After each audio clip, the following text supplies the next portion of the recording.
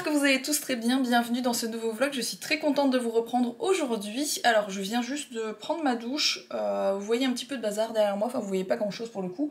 Vous voyez des cadres parce qu'en fait je vous montrerai tout à l'heure, on est en train de vider et de casser l'ancienne salle de bain pour y faire des travaux, pour faire les travaux de la salle de bain. Bref, je vous explique tout ça juste après, donc là je suis en train de me préparer. Je suis hyper contente de ma nouvelle caméra, je la trouve vraiment géniale. Il m'a fallu le temps pour la prendre un petit peu en main, on va dire, mais j'adore, voilà. Je trouve ça me donne envie de filmer en fait. La caméra a vraiment quelque chose qui me donne envie de filmer, du coup je suis trop contente. Alors pour celles qui me demandent à chaque fois, mes colliers généralement maintenant ils viennent de chez Tiki Bloom, en tout cas celui-ci c'est le cas. Et voilà, je l'adore, c'est un seul collier en 3.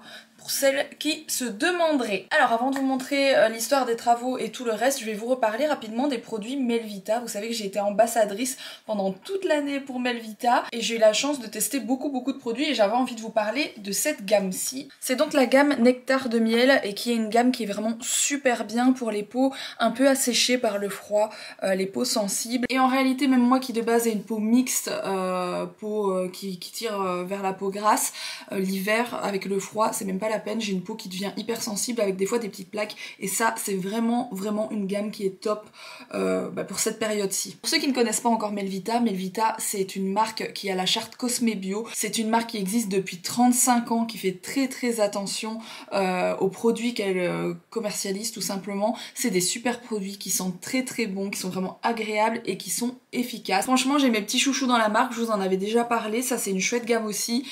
D'ailleurs ce produit-ci je vous l'ai déjà montré je ne sais combien de fois parce que c'est ce que je mets le plus souvent sur mes lèvres, j'en ai un dans mon sac à main. Je l'utilise sur mes lèvres mais en réalité c'est le nectar de 3 miels, lèvres et zones sèches. En réalité vous pouvez le mettre partout où vous avez des zones sèches, peu importe, ça peut très bien être votre coude ou si vous avez des petites plaques sèches etc. Grâce à l'arnica et au miel, eh bien tout simplement ça va venir réparer l'endroit sec, ça fonctionne trop bien. Déjà sur les lèvres, moi qui ai les lèvres toujours hyper sèches, ça fonctionne trop bien, j'aime beaucoup ce produit, il fait partie de mes chouchous. A savoir que vous pouvez retrouver les produits Melvita sur le site de Melvita. D'après moi, c'est le plus simple pour vous procurer les produits Melvita, mais vous les trouvez aussi en pharmacie, en parapharmacie, dans les magasins bio, chez Marionode, mais franchement, je trouve que le plus simple, ça reste sur le site de Melvita.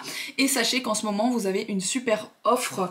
D'ailleurs, il y a ceci que je n'avais pas ouvert. Et en fait, à l'intérieur, ce sont des collants, parce qu'actuellement, vous avez une offre sur le site de Melvita, que je vous mets bien sûr en barre d'infos avec l'offre, avec le code promo, etc. N'hésitez pas à aller voir et en profiter. Je suis pas quelqu'un qui ait énormément de collants et pourtant j'aime bien en porter, mais c'est vrai que c'est quelque chose que je n'achète pas régulièrement. Ils sont vraiment très jolis en plus. Et bien épais, donc c'est pas le genre de collant qui va se déchirer au moindre truc quoi. Donc je vais venir mettre cette crème sur mon visage qui est la Nectar de miel Baume Confort Haute Nutrition et qui est donc pour les peaux sensibles. C'est une crème nourrissante et apaisante pour le visage et elle est vraiment hyper agréable. Au niveau de l'odeur, on est sur quelque chose de très léger mais ça sent tellement bon.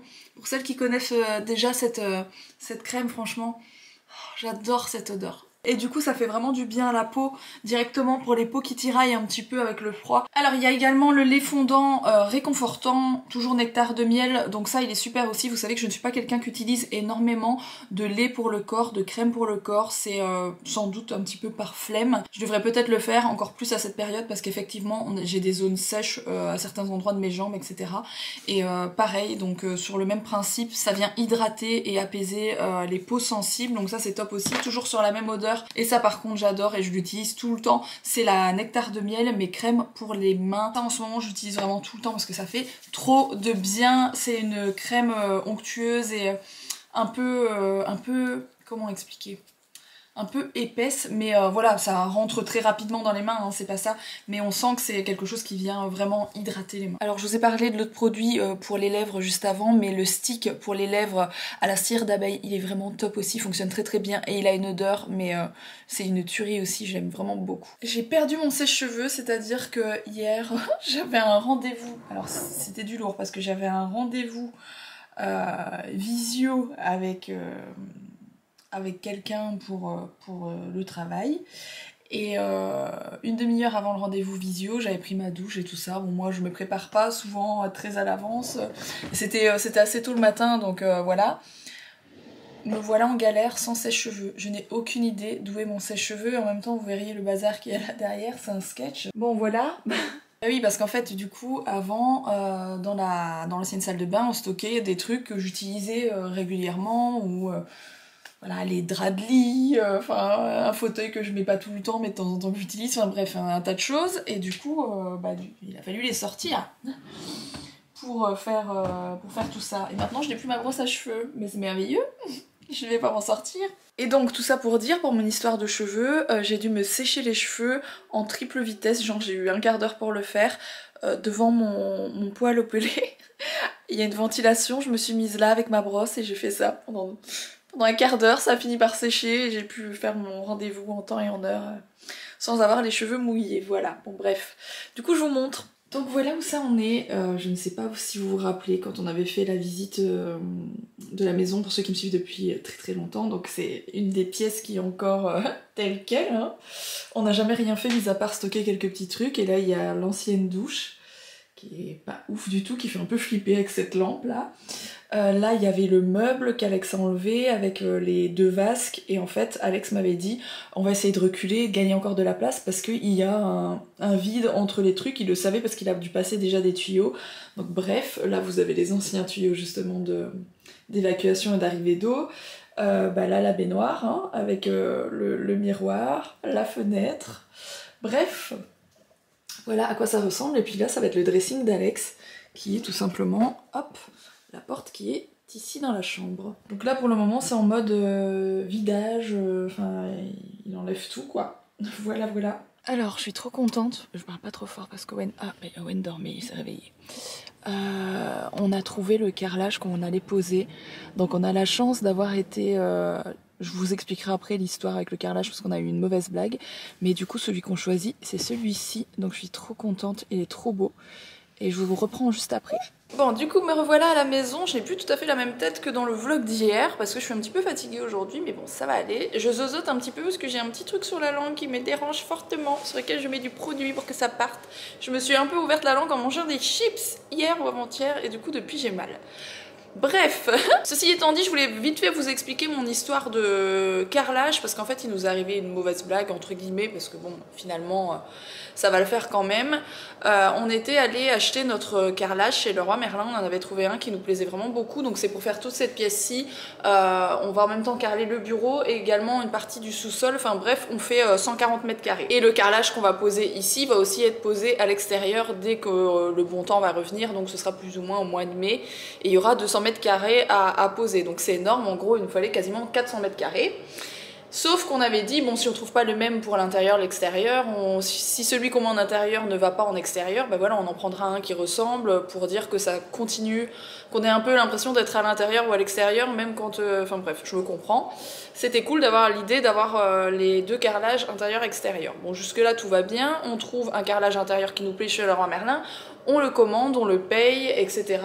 Et 15 jours plus tard, ils nous contactent en nous disant bah on est désolé, en fait on n'a plus tous les stocks et on a essayé de ravoir du stock chez notre fournisseur et en fait il reconduit pas le modèle, donc on peut pas vous avoir vos 140 mètres carrés que vous avez besoin juste pour la partie intérieure. Donc on était complètement dégoûtés parce que déjà on commande un truc, on paye un truc qui finalement n'existe plus, et même si on avait eu tout juste, on l'aurait eu dans le derrière, j'ai envie de dire, pour faire l'extérieur, étant donné qu'il ne le reconduisait pas. Donc quelqu'un qui va acheter, admettons, 90 mètres carrés, va les avoir, mais s'il lui en manque 50 mètres carrés pour je ne sais quoi faire d'autre, une autre pièce ou quoi, il pourra pas. Donc ça commence un peu à me saouler ces histoires, parce qu'on a eu exactement la même blague pour le parquet de l'étage. En fait, on a tout acheté, et quand on a voulu racheter pour une autre pièce, on nous a dit, toujours au même endroit, on nous a dit non, finalement, désolé, on n'en a plus, on le refait plus.